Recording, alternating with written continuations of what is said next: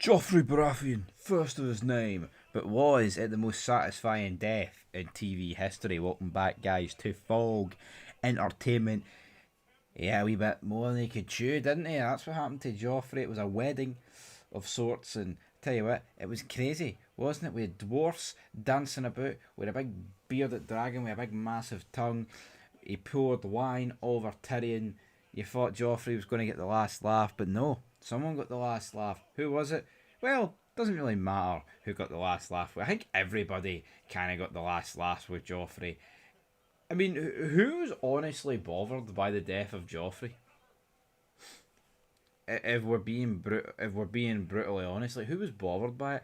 The only person that was really bothered by it was Cersei. Now, what you could say is that Joffrey's death basically caused the Lannister dynasty to start crumbling, because if this doesn't happen, right, Tyrion can't be blamed for it, and therefore I just don't really think Tyrion and Tywin get into it down in the toilet. Tywin, my lion, is that you?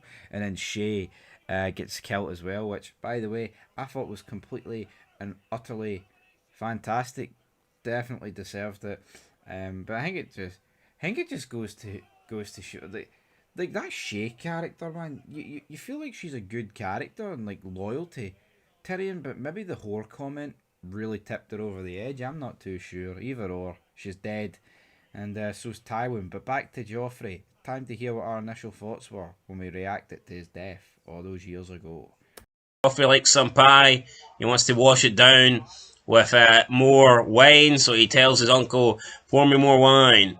But then we see him begin to choke, and all of a sudden, he hits the deck. You got Jaime rushing over, he just pushes a few people out the way. Joffrey! This is his king, and also his son that's dying. Cersei comes over, and they try to help him, but I mean, it's obviously some form of poison. And we just see his like face turning like purple or whatnot, and he's bleeding from the mouth, bleeding from the nose, probably bloodshot eyes in there as well. And pretty much Joffrey just dies. And then at that point, Cersei turns around and looks at Tyrion. He was the cupbearer. Obviously he's poisoned He done him. it. He done it to my son. He done it to my boy. And Cersei orders the Kingsguard to seize Tyrion for poisoning her son, which they do. No, they do, absolutely. I did have other few scenes in this wedding between Cersei, Tywin, and what's Pedro Pascal's character. They kind of speak in riddles, don't they? Though they kind of like confront each other about past crimes and shit, and then but they do it without actually addressing the issue head on. Oberyn Martell, that's Oberyn it. Martell, yeah, he basically talks about all the crimes that the Lannisters commit and says, oh, well, it's a good job this place. You've shipped off your daughter to a place that's not like that. Aye, Cersei got buried. But the thing of the matter is this: who done it? Who killed Joffrey? A lot of questions need answered. I tell you what, man, it's a great ending because the king's dead, and it's like, by God, episode 3, what's going to happen? Looking forward to it. But who's prime suspect number 1 for me? It's not Tyrion. Don't think it was him. I mean, Sansa looks a wee bit suspicious, being asked, we need to leave now. Could have been that wee weird fat drunk guy. But I think that would be too. I honestly, I don't know who it could be. It could literally be anybody in Westeros here.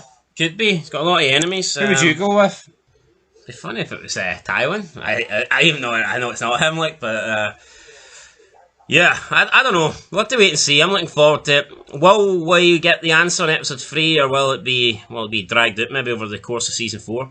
Probably Dragged out, like, because Tyrion, I think he's probably going to be locked up for a while.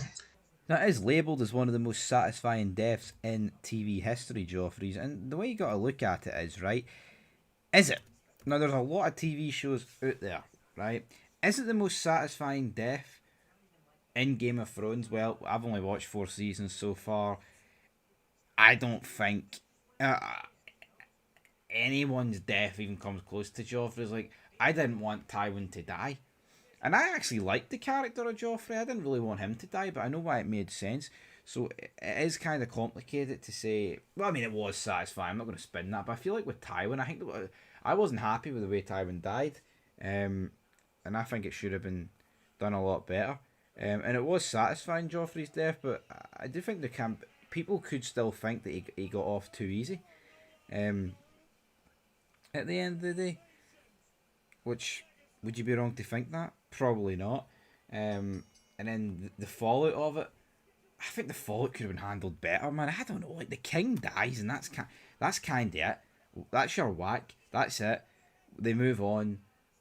I'm looking forward to how season 5 handles like the death of Tyrion or no Tywin, and are they going to know it was Tyrion?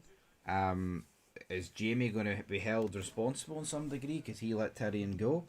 What about Ferries? Is he going to tout on somebody? All these questions left to be asked, but is it the most satisfying death in TV history? I mean, I'd have to think about it. There's so many fucking TV shows, but I don't think I think Game of Thrones does kind of feel like it's in a league of its own when it comes to characters that are just fucking absolutely despiseful. You despise every bit of oxygen they breathe. So, yeah, we'll see how it goes, folks. But anyway, leave your thoughts down below, and peace.